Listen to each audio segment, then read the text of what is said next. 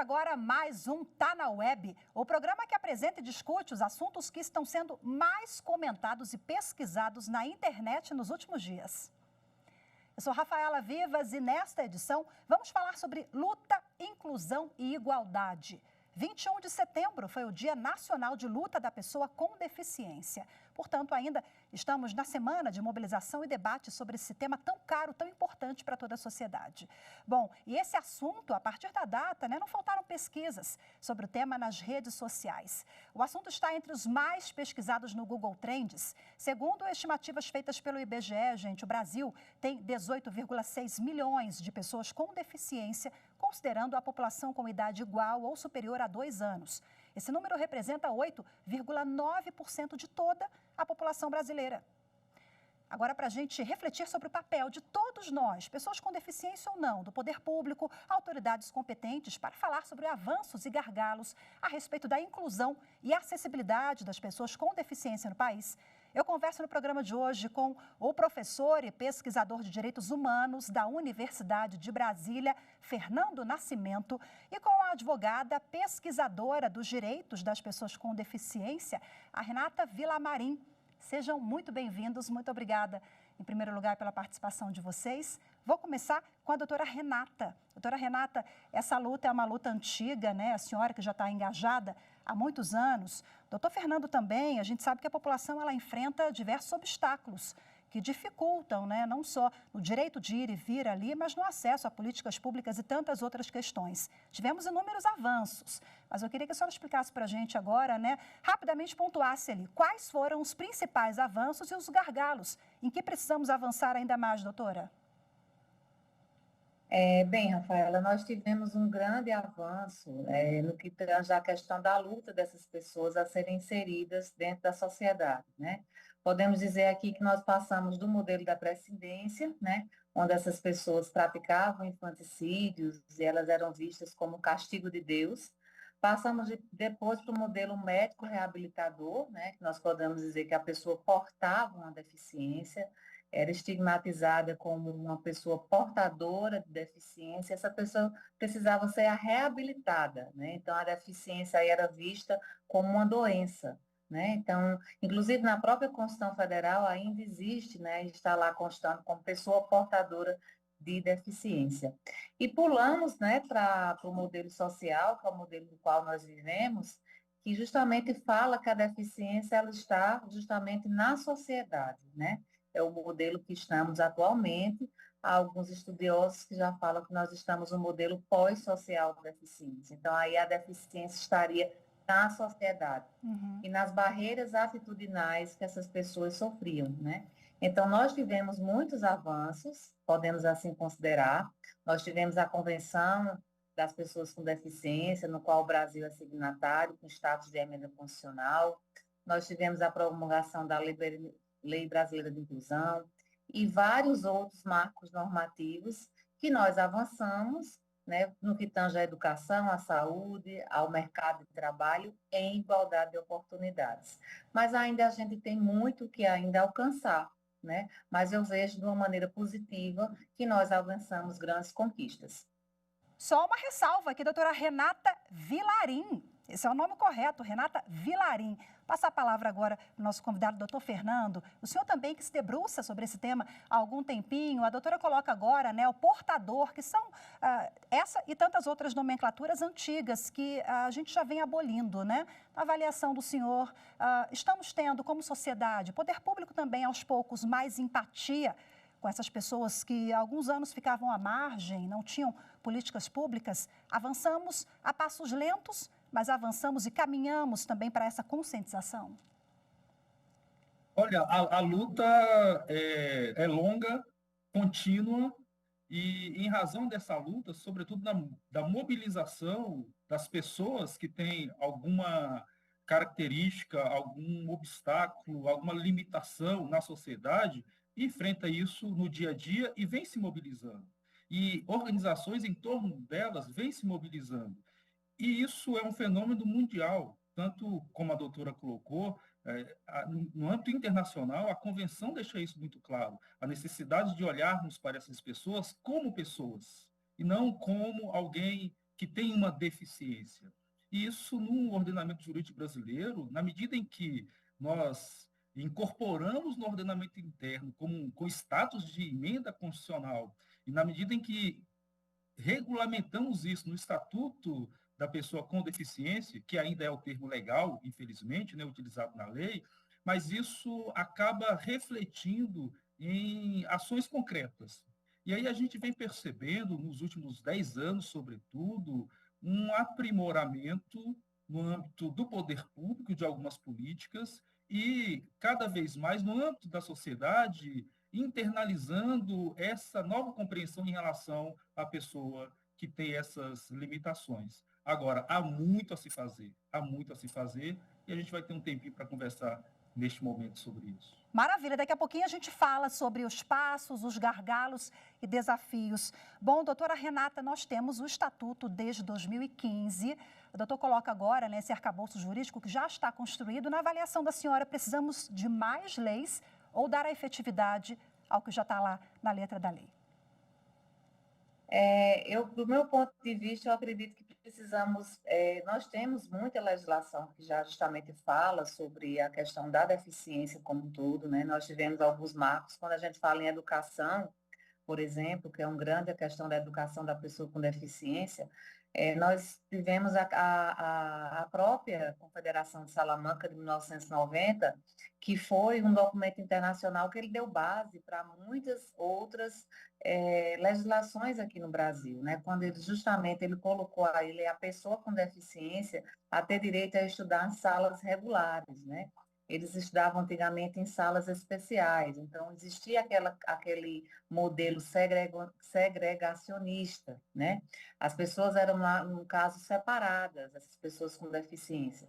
Então, ele foi um propulsor para várias legislações no que tange aqui no Brasil, e eu acredito que precisamos mais colocar em prática a que nós temos, né, que ainda falta muito, e do que efetivamente criar novas, né? Por exemplo, nós tivemos agora em 2012 a promulgação da Lei Berenice Viana, né? Que é a lei fala da pessoa com transtorno do espectro autista. Ela diz justamente lá no artigo 3º que a pessoa com transtorno do espectro autista é considerada uma pessoa com deficiência, né? Antes de 2012, nós não tínhamos essa previsão. Então, acredito que nós precisamos colocar muito da efetividade das legislações que nós já temos, como a própria LBI, né, que a LBI fala sobre todos, a maioria dos direitos sociais, e da efetividade e da conscientização para que essas pessoas possam ser inseridas realmente, né? Essas pessoas crescem, né? Essas pessoas, elas começam a ter que ingressar no mercado de trabalho, a conseguir ter uma renda, né? A conseguir estar inserida, ter autonomia. Então, precisamos, sim, de políticas públicas que incentivem essas questões e também precisamos dar voz a essas pessoas, né? O próprio slogan fala, nada sobre nós sem nós, né? É justamente o que nós precisamos colocar em evidência. Perfeito. Agora eu passo a palavra para o doutor Fernando, que o senhor já adiantou um pouquinho ali que nós temos inúmeros desafios, né? A doutora Renata já coloca agora alguns. Queria que o senhor completasse para a gente, por favor, quais os passos que precisamos ainda seguir para a gente avançar nessa matéria de direitos, igualdade de oportunidades, acessibilidade. Olha, é interessante, a doutora Renata trouxe uns pontos muito importantes para a gente, que mostra a dimensão do que ainda há por fazer. Porque, do ponto de vista da legislação, a gente tem um sistema de proteção, mas, sobretudo, de inclusão. Acho que é importante a gente definir isso. É muito mais que proteção, é a inclusão dessas pessoas, que têm os mesmos direitos que qualquer outros de participar da vida social e gozar dos bens, das facilidades, de tudo que a vida tem a oferecer. Então, do ponto de vista legislativo, a gente tem isso muito bem sedimentado. Porém, o que ainda falta, e isso é um caminhar, nós, como é um problema de várias dimensões, nós precisamos, sobretudo, de uma participação mais efetiva do poder público. E por quê? Porque muitas das iniciativas envolvem a adesão do particular nessa proposta de inclusão. Então, é preciso, cada vez mais, o poder público trabalhar políticas que esclareçam a população, de modo geral, sobre essas questões, que leve essa pauta para a população e crie incentivos. Eu acho que a palavra incentivo é extremamente importante.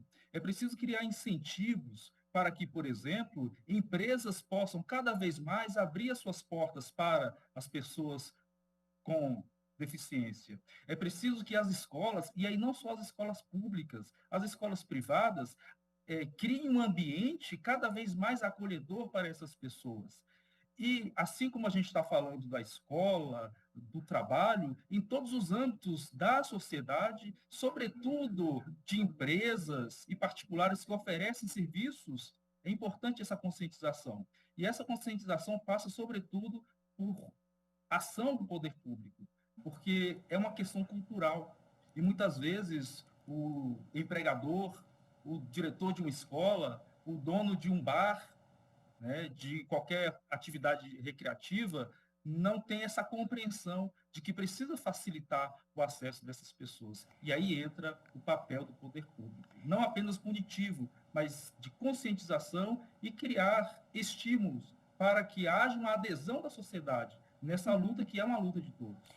Perfeito. Pegando esse gancho agora, na minha apuração aqui sobre o tema, um dado me chamou muita atenção, divulgado pelo IBGE há pouco, que nós temos ali pouco mais de 18 milhões, né, de pessoas com deficiência, mas só 26% consegue entrar no mercado de trabalho. Doutora Renata, queria passar a palavra para a senhora agora sobre esse tema sensível, né? Então, sem acesso ao mercado de trabalho, além daqueles gargalos no âmbito das políticas públicas, sem conseguir arrumar um emprego, sem conseguir ali o seu próprio sustento, tudo fica muito mais complicado.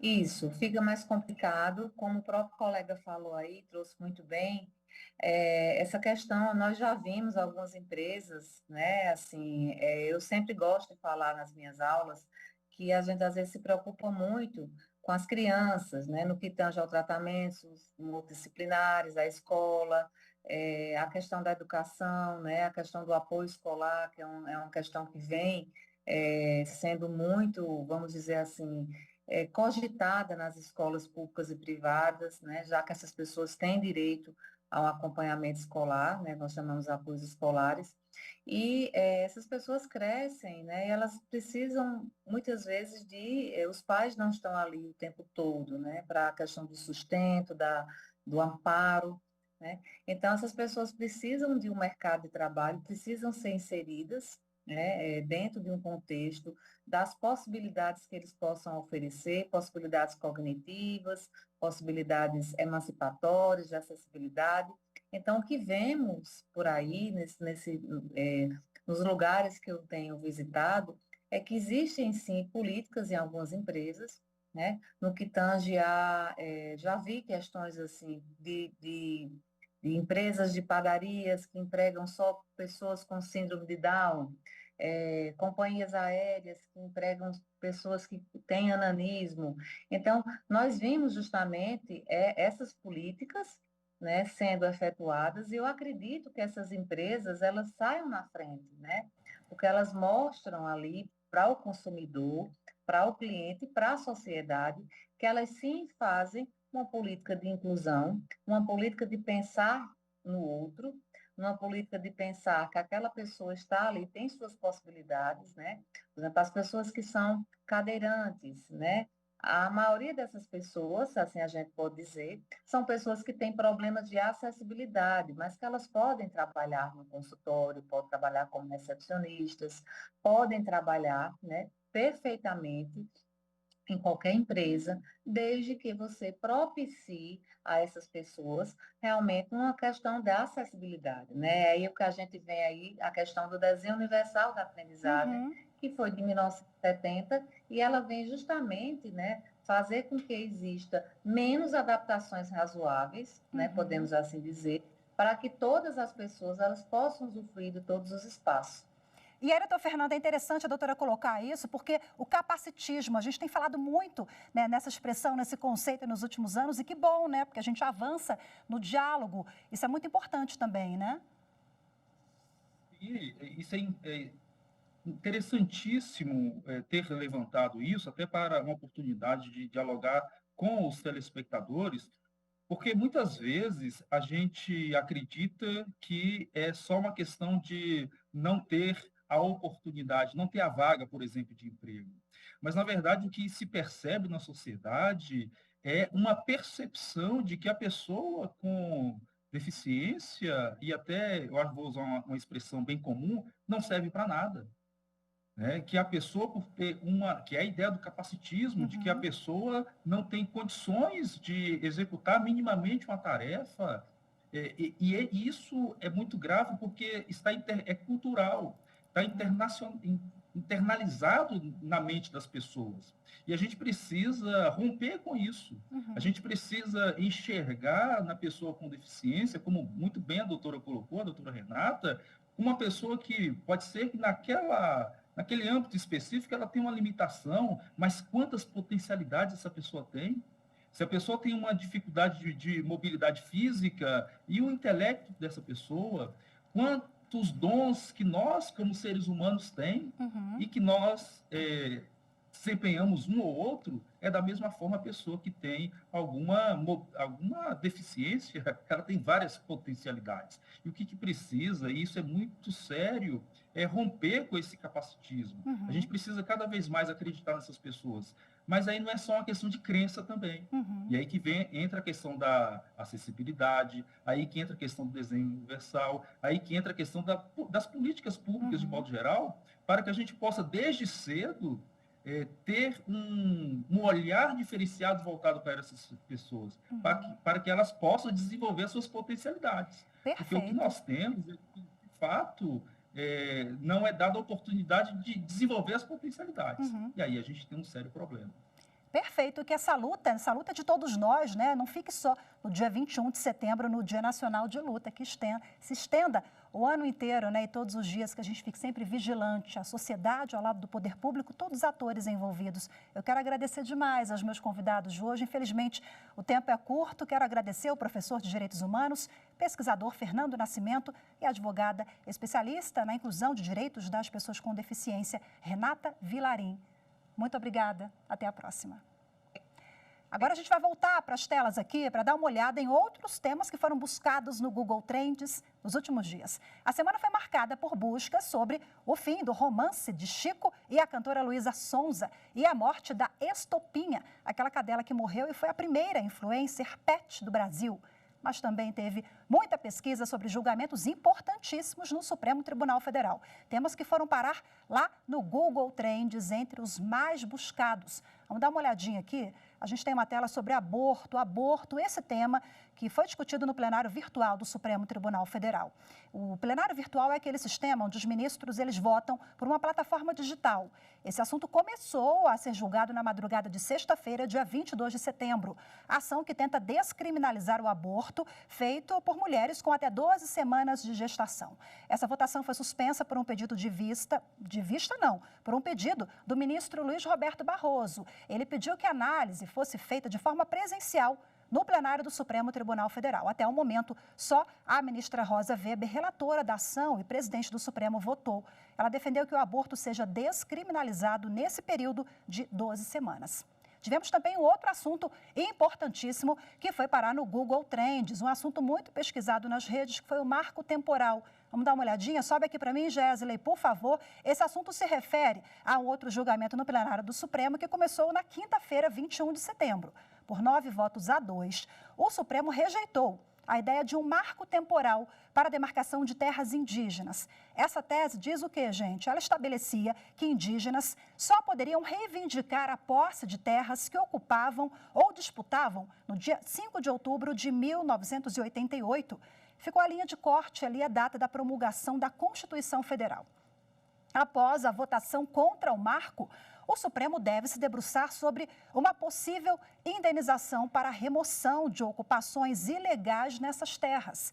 Esse será o próximo passo do debate, mas ainda não temos data definida. Você vê aí imagens de indígenas que vieram de todo o país acompanhar esse julgamento no plenário do Supremo Tribunal Federal. O STF montou uma estrutura do lado de fora, nas imediações aqui da mais alta corte do país, em Brasília. Indígenas que vieram acompanhar o julgamento também estiveram lá, ó, no plenário do Supremo Tribunal Federal, como vocês viram há pouco. É isso, agora a gente vai fazer uma pausa rápida e voltamos já. Não saia daí.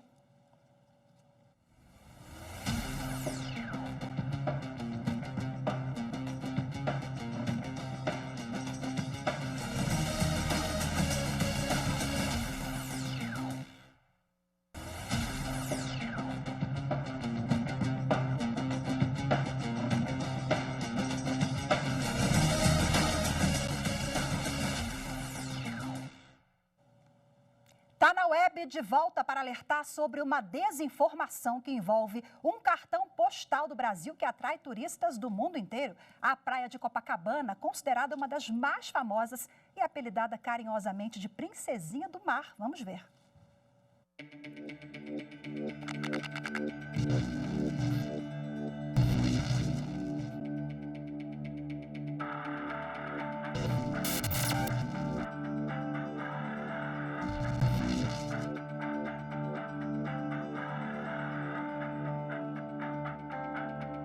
A notícia que circulou em rede social de que havia um vírus perigoso na água do Rio de Janeiro, ela é completamente falsa. Para que vocês tenham uma ideia da seriedade do tema, a legislação do Ministério da Saúde, que trata do tratamento de água, estabelece diversas obrigações para as empresas que cuidam do tratamento. Entre elas, por exemplo, está a obrigatoriedade que as empresas coloquem o chamado agente desinfetante, que no caso é o cloro, que vai nos proteger de todos aqueles micro-organismos que possam causar algum tipo de doença. Essas empresas também estão obrigadas a realizar um amplo monitoramento da qualidade da água, para assegurar que o tratamento está funcionando e que a água está sendo distribuída com qualidade para a população. E terceiro, importante, é que essas empresas estão obrigadas, juntamente com os entes públicos, municipais, estaduais e federais, a, caso ocorra qualquer problema no sistema de tratamento, realizar uma ampla e acessível divulgação do problema para a sociedade, em meios de comunicação em massa, jornais, televisão, na internet. Então, quando chegar esse tipo de notícia, eu recomendo para vocês visitarem o site da empresa concessionária da cidade, dos órgãos ambientais e também as notícias na imprensa profissional. Certamente vocês vão saber se realmente está acontecendo ou não um problema com a água da sua cidade. Você viu aí, então, que o Rio de Janeiro continua lindo e a praia de Copacabana também, sem vírus na água, viu? Para a gente repercutir agora outras questões, eu converso ao vivo com o engenheiro civil e ambiental da Universidade de Brasília, UNB, o Oscar Cordeiro Neto. Bem-vindo, Oscar. Explica para a gente, então, na sua avaliação, nós temos uma legislação que é bem avançada nesse sentido de proteção? Boa tarde, Rafaela, boa tarde a todos. Na verdade, nós temos sim uma resolução do Ministério da Saúde que é bastante ampla e bastante detalhada no sentido aí de proteger as águas que são distribuídas, né?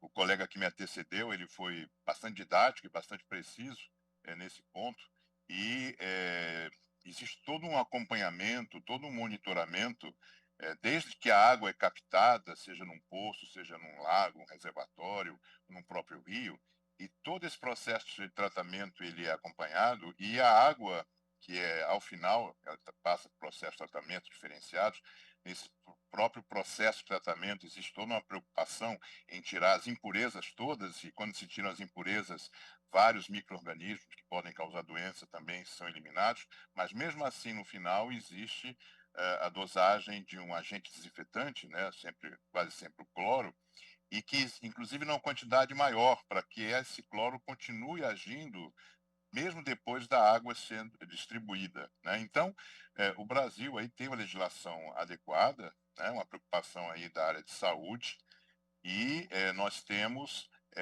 trabalhado aí nesse ponto, certo? No início do ano, lá em fevereiro, por conta do extravasamento das galerias de águas pluviais durante fortes chuvas no Rio de Janeiro, a praia de Copacabana ficou tomada ali de sujeira e uma água preta. Os moradores ficaram assustadíssimos e aí deu tudo certo, esclareceram que não foi nenhum vírus ou nada parecido. Essa fake news que rolou aí é diferente disso, né? Quando a chuva provoca ali uma sujeira na água, mas não tem nada a ver com vírus. É isso mesmo? E quando chove muito, a água fica imprópria para o banho? Oscar, eu acho que caiu a conexão do Oscar, que é o professor engenheiro da Universidade de Brasília. Eu ia perguntar para ele, professor, justamente sobre essa questão, né, da qualidade da água. Lá no Rio de Janeiro, nós vimos uma fake news, já elucidamos o caso, não tem vírus nenhum nas águas de Copacabana, está tudo certo. E aí, ele já adiantou que nós temos, sim, uma legislação brasileira bem avançada e efetiva no que se refere aí à qualidade da água e à fiscalização, para que as empresas que cuidam da qualidade da água façam o trabalho direitinho, o cidadão não tenha nenhuma preocupação com essas questões. Hoje, a gente fica por aqui. Eu agradeço demais a sua companhia e lembro aqui, viu? Não deixa de seguir a gente, não. Nós estamos nas redes sociais pelo @Rádio e TV Justiça. Estamos no Instagram, Twitter, YouTube e Spotify. Muito obrigada pela sua companhia. O Tá na Web volta na próxima semana. Tchau, tchau.